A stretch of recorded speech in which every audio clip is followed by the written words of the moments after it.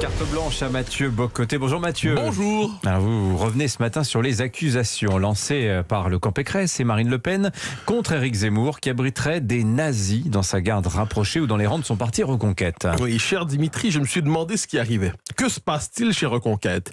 Y trouverait-on un fichier avec les noms et adresses des anciens nazis installés chez Zemmour? Le parti d'Éric Zemmour serait-il le lieu où se serait reconstituée une amicale d'anciens nazis qui ferait désormais alliance avec un juif d'Algérie pour assouvir leur volonté de domination du monde? Quelle drôle d'idée. À tout le moins, Le Point nous apprenait récemment que les Républicains ont préparé un tel argumentaire. Hitler serait de retour et flirterait, dis-je, avec Zemmour. Et c'est ainsi qu'on a vu ce pauvre Julien Aubert, qui n'est pourtant pas le plus mauvais des Républicains, reprendre à son compte cette étrange théorie. Quant à Marine Le Pen, qui mène pourtant une bonne campagne, elle a lancé qu'il y avait chez Zemmour quelques nazis. On comprendra, ceux qu'elle avait chassés de son parti. Autrement dit, Zemmour aurait récupéré les vieilles poubelles du Front National à papa et en pesterait pour cela à son tour. Marine Le Pen espère-t-elle ainsi sortir du cercle infernal de la diabolisation en diabolisant après avoir été diabolisée? Croit-elle obtenir ainsi le certificat de respectabilité longtemps désiré? Chose certaine, la diabolisation du grand méchant Z a franchi une étape cette semaine. Extrême droite ne semblant plus fonctionner aussi bien qu'hier, on monte d'un cran. Alors on sort l'artillerie lourde, la grosse Bertha de la diabolisation politique, la nazification.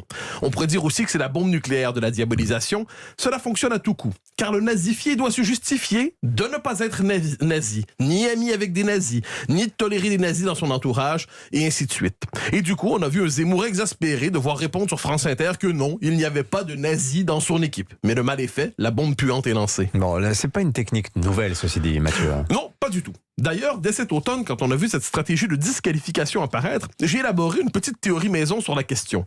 Je l'appelle la théorie du néo-nazi du Cantal. Elle fonctionne ainsi. Des médias militants partent à la recherche d'un néo-nazi qui soutient activement Éric Zemmour et font tout pour le trouver. Et naturellement, ils le trouvent, s'il le faut, dans le Cantal. Et désormais, on pourra dire dans toutes ces phrases, Éric Zemmour, virgule, soutenu d'ailleurs par les néo-nazis du Cantal, virgule, poursuivez la phrase. Cela deviendra une phrase rituelle. Ces temps-ci, les partis politiques s'y mettent aussi et cherchent chez Reconquête des néo-nazis, même les plus anonymes qui soient, pour accuser Zemmour de collaborer avec eux. C'est fin, c'est très fin, ça se répète sans fin.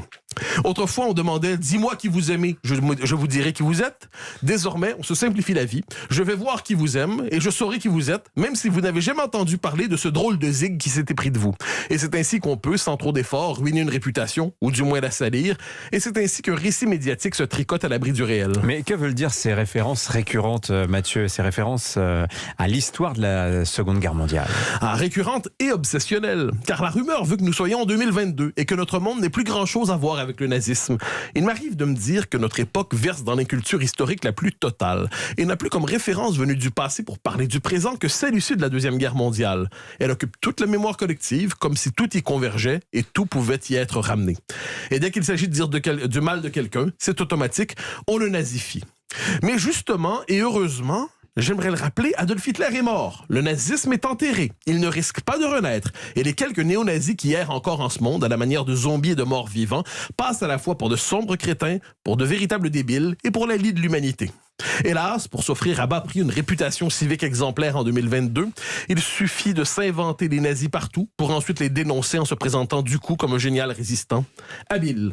Parlons un instant progressiste. Il faut cesser de vivre dans le passé, embrasser le présent et regarder vers l'avenir. Il s'agirait de grandir. Oui, il s'agirait de grandir. Merci beaucoup, Mathieu Bocoté. Bonne journée à vous.